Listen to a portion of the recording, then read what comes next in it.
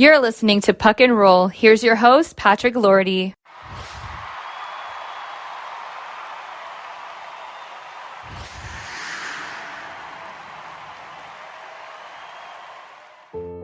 Jean Béliveau was my idol when I grew up. I met Jean when I was 10 years old. Quebec City Pee Wee tournament. I scored a hat trick that day and Jean was there. We took a picture together. He was putting a hat on my head and he said, maybe one day we'll see you in the NHL. Born in Thurso, Quebec, Guy Lafleur played with an elegance and natural talent reminiscent of his idol. He wore Béliveau's number 4 and shattered junior scoring records with the Quebec Remparts. The Canadiens held the first pick in the 1971 draft, and until draft day, there was some question as to whether they would select Lafleur or St. Catharines standout Marcel Dion. From the Quebec Remparts, Guy Lafleur. When you're a kid, your dream is to eventually play in the NHL and to play with your team, Montreal Canadiens, because they were the best and because of the chance of winning the Stanley Cup.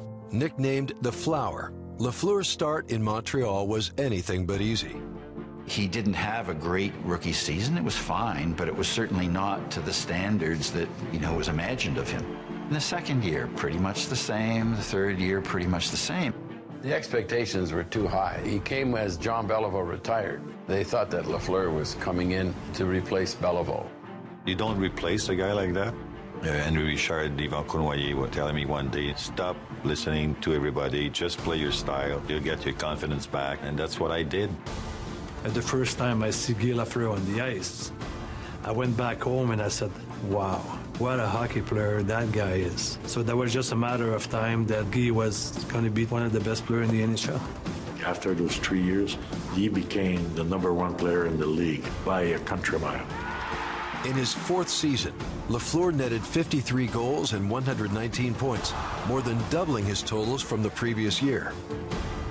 It was the first of 6 consecutive seasons with 50-plus goals and 100-plus points. During that time, Lafleur collected 3 straight scoring titles, 3 straight Lester B. Pearson Awards, and 2 Hart Trophies as MVP. He was the Rocket Richard of the 70s for Montreal fans. Everyone watched the way that this guy skated and scored goals, and he was who I really wanted to be. He was exciting. He had one visual key that could describe that speed, and that was his hair. Going up the right side 90 miles an hour, and that long hair going. There were very few players who would actually lift you out of your seat. But when Lafleur took the puck and his hair was flying behind him, people literally got out of their seats. The Canadiens won 4 straight Stanley Cups from 1976 to 1979. Lafleur won the Conn Smythe in 1977 and paced playoff scoring for 3 consecutive seasons. He gives it into Lemaire, back to Lafleur. He scored 518 goals with Montreal before retiring 19 games into the 1984-85 season, but made a comeback 4 years later with the New York Rangers. I told them, just invite me to the training camp. First scrimmage, goes to the right, takes a shot, far end, scores. After a year in New York, he returned to Quebec to close out his career with the Nordiques. When I was on the ice, I was home because every time I was on the ice, I was the happiest guy in the world, especially wearing the Montreal Canadiens uniform. Guy Lafleur's dream was to play for the Montreal Canadiens. He retired as the storied franchise's all-time leading scorer. His 1,246 points outrank a myriad of legends, including his childhood idol, Jean Béliveau.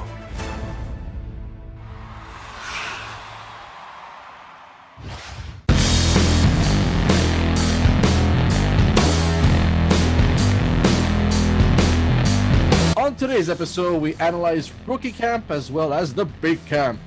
That's right, preseason is knocking on our doors as the Habs take on the Leafs this upcoming Saturday. We also debut a new segment and tell around the NHL with our new recruit. And of course, our citizen historian Joshua Rosa will likely talk about Guy Lafleur, who turned 70. Happy birthday, Guy! This is episode 9 of Puck and Roll.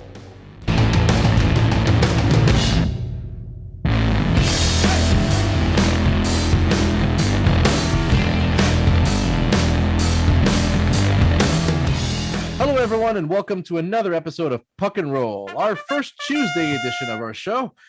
That's right. As we announced last episode and throughout social media, episodes will now air every Tuesday. So we got a lot to cover today. Let's recap what happened in the last week with the Habs Blitz.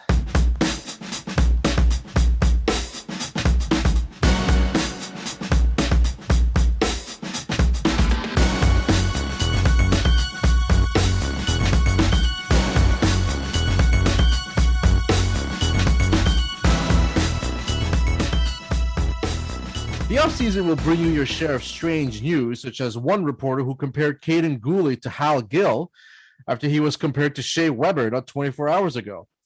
Cole Caulfield was also predicted to compete with Austin Matthews for the Rocket Richard Trophy, but also was reported as needing a stint in Laval before coming back to the NHL. Meanwhile, UP is said to have found a date somewhere on St. Catherine Street.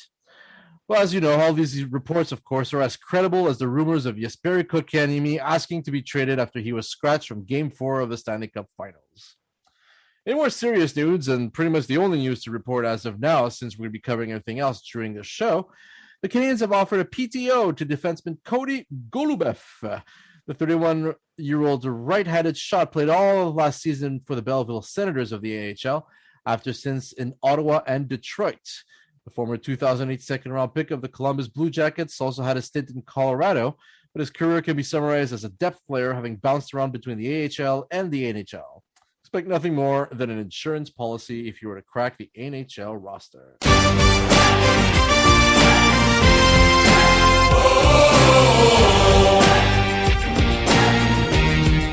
And speaking of cracking the NHL roster, as stated, the games are starting, the preseason games are starting, and of course, as tradition continues, we will be facing the Toronto Maple Leafs. Montreal-Toronto, always an exciting moment, even though if it's preseason. And to join us, Scott Cowan, Joshua Rosa, Sebastian High, and making his big comeback, Sam Mendelson joins us. Very happy to have you back on board, sir. And we're going to start with you. Now, we got preseason coming on Saturday. I mean, what are we to expect? Anything big? Do you think there's going to be some surprises?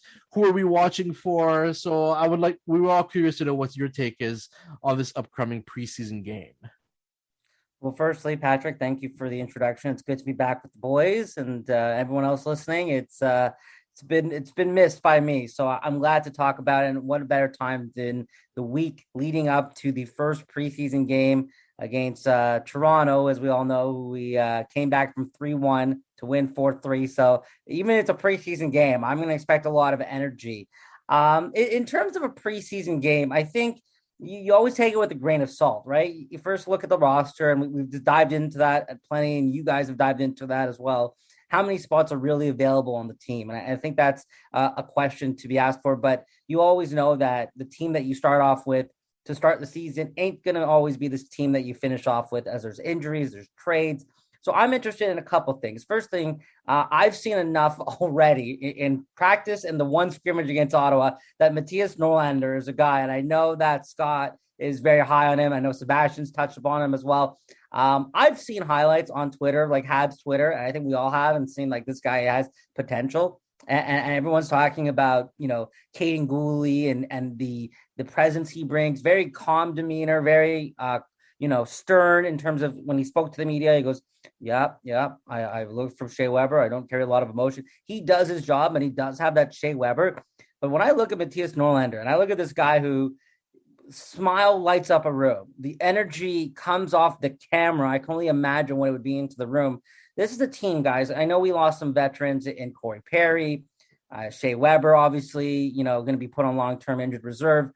This is a team that you saw throughout the playoffs when things got hard. This is a team that was able to really gel together, the camaraderie in the locker room, the belief in one another. And I think that Matthias Norlander is a guy that, when you look at the opening day roster, maybe you got Kulak as that sixth defenseman or Weidman, and maybe they're fine to start the season. But I think Matthias Norlander should definitely be one of those healthy scratches. Maybe he starts off in Laval so he does get some playing time, and I think we can all agree that that's also a smart move. But I think it is so important for a guy like this to not only be at practices, but to be around professionals, a team that has just came from the Stanley Cup. He's one guy I'm looking forward to watching in the preseason. Now, look, there's 6 preseason games.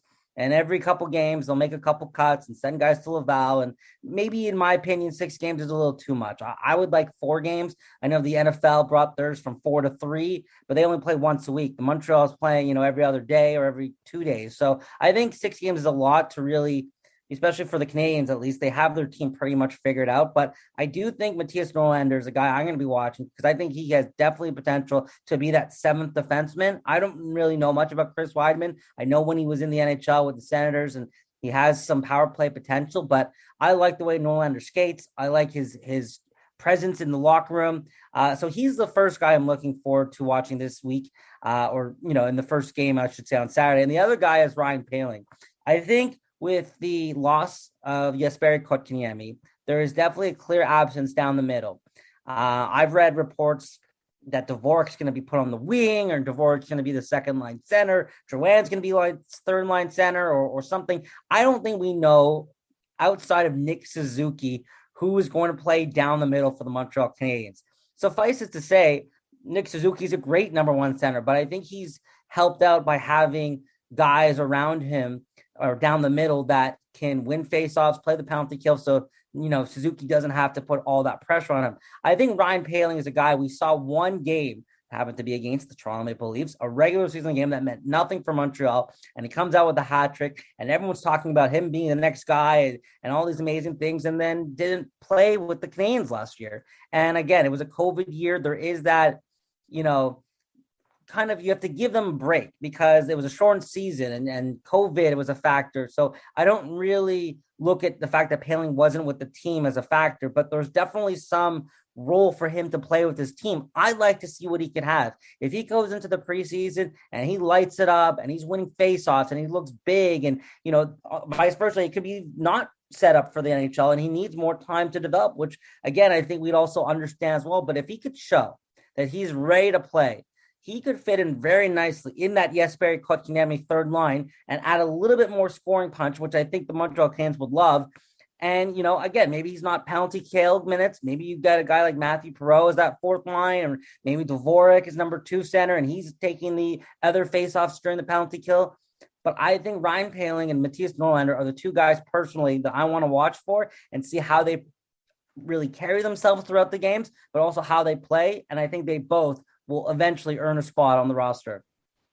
I missed you, Sam. Really. That was awesome. Sebastian, I'm going to ask you the question because I know you've had a lot of strong comments about the Kotkaniemi situation, bringing in Christian Dvorak, and Sam brings up an excellent point about the center line. And saw your reaction a little bit where you kind of like scrunching your face when Sam said, "Oh, Dvorak might play wing, Drouin might play center." I want to know what that face scrunching was all about. I mean, do you disagree with bringing back Drouin in a center spot, or do you think, you know what, it is what it is? It's going to be Suzuki, Dvorak, Evans, Paquette, as we've talked about a couple of times on this show, or do you see maybe different line combinations? And also maybe to tell us your opinion as what you think might happen during the big training camp. Well, I would personally bet my life savings that Dvorak starts at center. Like you did not trade a first and a second round draft pick to get a winger in this trade. It was purely to replace, like, if you think it's a replacement for Deneau or Kotkaniemi is irrelevant, he's a centerman and he's been playing center his entire career. He is a dominant in the faceoff circle. Like, I'm sorry, but if you trade for Dvorak and then you play him on the wing and then you have a center lineup of Suzuki, Drouin, Poehling, and Evans, like, the fan base is just going to implode, right? Like, Drouin is going to have, like, I don't see how that could be beneficial in any way for Jonathan Drouin. And yeah, it would just not be fun. And plus, at that point, Montreal has all the wingers in the world. What do you do with, like, the winger that gets pushed down when Dvorak's there? So, well, I believe it was yourself or maybe even Josh last week who mentioned that the big difference right now is with Dvorak is that, yeah, he actually has wingers. And you're going to hear it a little bit later. We have that interview between Scott Cowan and Julian McKenzie. And Julian will actually say that the same thing. I think that his wingers were Lawson Krause and Tyler Pitnick or something. And now he has the opportunity of playing with guys like Mike Hoffman and Josh Anderson. I mean, that's just a huge difference of its own. Josh, actually, well, let's go with you, man. Like, what are your predictions for this preseason? I mean, do you think there's going to be a name that's going to stand out more than others? Or are we actually going to be